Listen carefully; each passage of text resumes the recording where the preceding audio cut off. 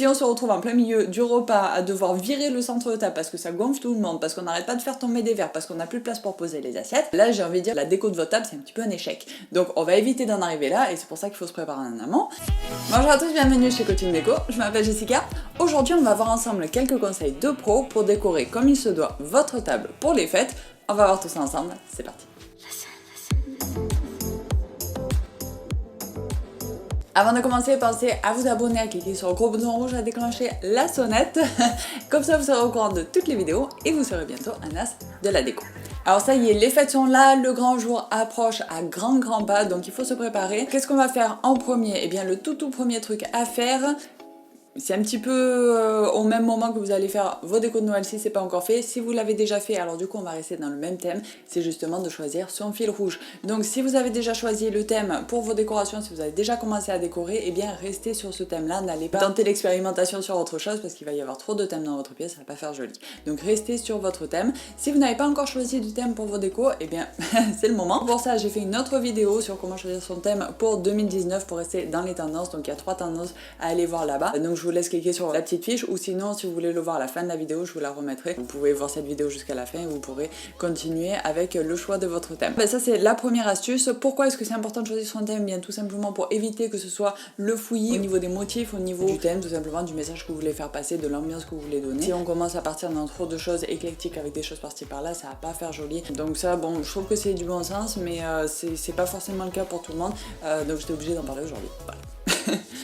Le numéro 2, ça va un petit peu avec le choix du thème, c'est le choix des couleurs. Donc une fois que vous avez choisi votre thème, ça va vous donner un rayon de possibilités pour le choix des couleurs. Donc pour une table, moi je préconise 3 à 5, pour la déco c'est 3 à 5 couleurs. Là on va plutôt se pencher sur 3 couleurs et à la limite vous pourrez rajouter des paillettes comme votre 4e couleur ou un motif en guise de 5e couleur. Mais voilà, restez quand même le plus proche du 3 possible. Bon, il faut pas que ce soit fade non plus, donc si vous voyez que 3 ça suffit, si ça 2 j'arrive pas à parler. Si vous voyez que 3 ça suffit pas et que par exemple vous avez une palette très neutre avec du blanc, du beige et un petit peu de vert, vous pouvez bien sûr rajouter des petites paillettes dorées ou un petit peu d'ocre pour rajouter un petit peu de peps à tout ça et vous voyez on arrive vite à 5. Donc voilà, ça dépendra vraiment du thème que vous avez choisi, des couleurs que vous allez choisir aussi. Donc expérimentez plusieurs palettes, faites des petits tests, rassemblez un petit peu vos éléments et voyez si ça fonctionne ou pas avant de faire toute la mise en place. Alors la 3e étape, je suis désolée, j'ai eu un petit problème d'éclairage, j'ai un rayon soleil qui est venu taper mon appareil photo, donc du coup on se retrouve tout plein avec des petits rayons qui passent par-ci par-là. Bref, c'est un peu le bazar, donc j'ai dû décaler l'appareil photo et pour pas perdre trop de temps, j'ai un peu bâclé le cadrage, donc voilà, je suis désolée. On va continuer dans le vif du sujet. Donc la 3e étape, c'est le centre de table. Comment on va faire pour choisir son centre de table? Parce que ça c'est vraiment la pièce maîtresse du thème de la vidéo d'aujourd'hui, de la déco d'une table. On a tendance par défaut à se dire que si le centre de table est énorme, ma table elle va être super. Pas forcément. Si on se retrouve en plein milieu du repas à devoir virer le centre de table parce que ça gonfle tout le monde, parce qu'on n'arrête pas de faire tomber des verres, parce qu'on n'a plus de place pour poser les assiettes, là j'ai envie de dire la déco de votre table c'est un petit peu un échec. Donc on va éviter d'en arriver là et c'est pour ça qu'il faut se préparer en amont. Donc comment on va faire ça? Eh bien tout simplement, si vous attendez beaucoup de plats sur la table le jour J, c'est-à-dire si vous avez le rôti, les patates, les carottes, les ci, les ça, le pain, le vin, il va falloir mettre ça quelque part, donc évitez de mettre un gros centre de table. A l'inverse, si vous préférez plutôt un service, entre guillemets, ça fait un peu resto, mais à l'assiette, c'est-à-dire que vous préparez les assiettes en cuisine et ensuite vous les posez directement, il n'y a pas trop de plats sur la table. Ça peut être une très bonne solution pour pouvoir maximiser la déco sur votre table et libérer un petit peu la place justement pour la déco et pas avoir 50 000 plats, pas avoir à se passer les plats, etc. Donc ça va vraiment dépendre de vos préférences tout simplement. Puis aussi les exigences alimentaires de chacun. Si par exemple vous avez une personne qui mange végétarien, une personne qui mange sans gluten, une personne qui mange halal, une personne qui mange c'est peut-être plus facile de faire avec les plats qu'un service à l'assiette. Donc là vraiment je vous laisse choisir en fonction des spécificités et de vos préférences. Donc récapitulons, on va récapituler tout ça. Si vous attendez beaucoup de plats sur la table, minimisez le centre de table. A l'inverse, si vous préférez un service à l'assiette, alors à ce moment-là, maximisez votre centre de table pour quand même donner de l'intérêt et occuper l'espace. Donc comment est-ce qu'on va faire ça? Eh bien, pour maximiser un centre de table, vous pouvez opter pour quelque chose d'un petit peu touffu, avec des branches de sapin par exemple, qui occupent facilement l'espace et assez rapidement, j'ai envie de dire. Vous pouvez rajouter des bougies, des petits bibelots. Une règle très importante que j'ai oublié de préciser tout à l'heure, c'est si vous avez un gros centre de table, on va minimiser l'utilisation de petits gris-gris, de paillettes, de trucs comme ça à côté. On va vraiment venir attirer le regard sur le centre de table et éviter de mettre des choses ailleurs. A l'inverse, si vous utilisez un centre de table, on va dire assez aéré, voire pas de centre de table du tout, c'est très bien aussi, ça laisse la place pour poser les plats tranquillement. Mais à ce moment-là, rajoutez quand même des petits bibelots, des choses un petit peu intéressantes tout autour. Ça peut être des paillettes, ça peut être des bougies aussi, pourquoi pas, autour de votre chemin de table et autour des assiettes aussi, pour pouvoir quand même donner de l'intérêt à votre table tout simplement. Pensez à bien soigner la présentation des assiettes. Donc si vous avez plusieurs plats, c'est quand même plus joli de mettre plusieurs assiettes. Vous pouvez séparer avec une deuxième serviette, vous pouvez vous amuser avec le pliage des serviettes, rajouter une petite branche de sapin, une petite ficelle de sisal, une petite étiquette, voilà. Amusez-vous avec ça et vraiment mettez le paquet sur la présentation de l'assiette et sur la présentation des couverts. Voilà.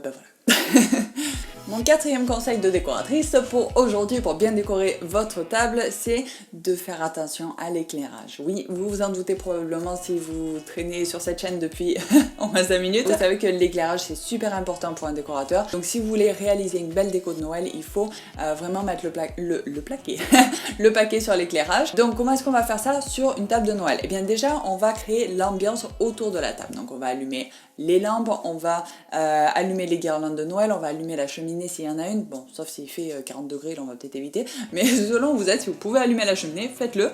S'il fait vraiment trop chaud, mettez une guirlande de Noël dans votre cheminée ou bien des bougies, histoire de rajouter une petite lumière un petit peu sympa, un peu chaleureuse. Ouvrez les volets, ouvrez les fenêtres aussi si c'est la journée, vous pouvez mettre un rideau fin devant pour diffuser la lumière et gérer la vue aussi, pour pas que, voilà, si vous habitez en ville, pour pas que tout le monde regarde chez vous, ce genre de petites choses, donc faites attention à ça. Ensuite, sur la table en elle-même, on va utiliser des bougies, on va utiliser des petites guirlandes de Noël, on va utiliser des photophores. On n'est pas obligé de tout utiliser, mais choisissez ceux qui seront appropriés par rapport à votre thème et ceux que vous avez sous la main aussi. N'allez pas forcément acheter 150 trucs si vous avez déjà des décos. Essayez de les réintégrer d'une année sur l'autre et de les réutiliser autrement pour pas faire toujours la même déco aussi, histoire de changer un peu. Et puis pensez à utiliser de la lumière chaude aussi plutôt que de la lumière froide. Donc si ça veut dire changer les ampoules du salon pour une journée, eh bien faites-le, ça vaut le coup, ça créera une atmosphère beaucoup plus chaleureuse, beaucoup plus chaleureuse, beaucoup plus sympathique pour ce jour-là où voilà, on a envie d'être en famille, on a envie d'une petite ambiance un peu cosy. Pas forcément avoir une grosse lumière blanche dans la figure, donc voilà, préférez plutôt une lumière chaude. Et le cinquième point, on l'oublie souvent, c'est de soigner la décoration de vos chaises. Donc si vous avez de jolies chaises, eh bien c'est parfait. Vous pouvez rajouter un petit nœud, évitez de tomber dans le stéréotype du mariage non plus, hein, il faut pas que ce soit trop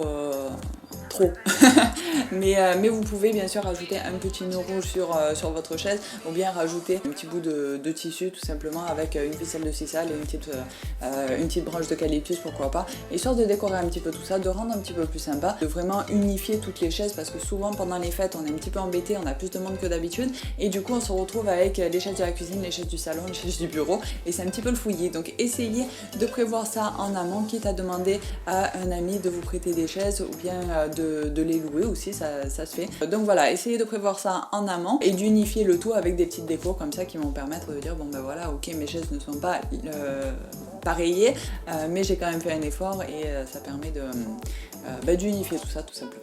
Et voilà, c'est tout pour aujourd'hui, j'espère que ça vous a plu. Si c'est le cas, laissez-moi des petits pouces bleus. Encore désolé pour le montage, l'éclairage, enfin, c'est un peu le bazar aujourd'hui, il fait encore super beau. C'est génial, mais voilà, pour filmer, c'est pas très pratique. Donc voilà.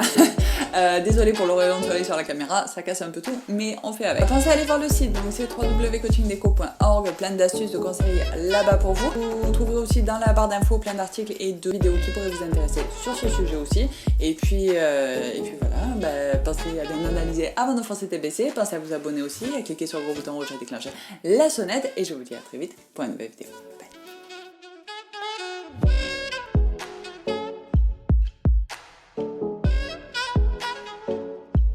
2019, je vous verrai quoi.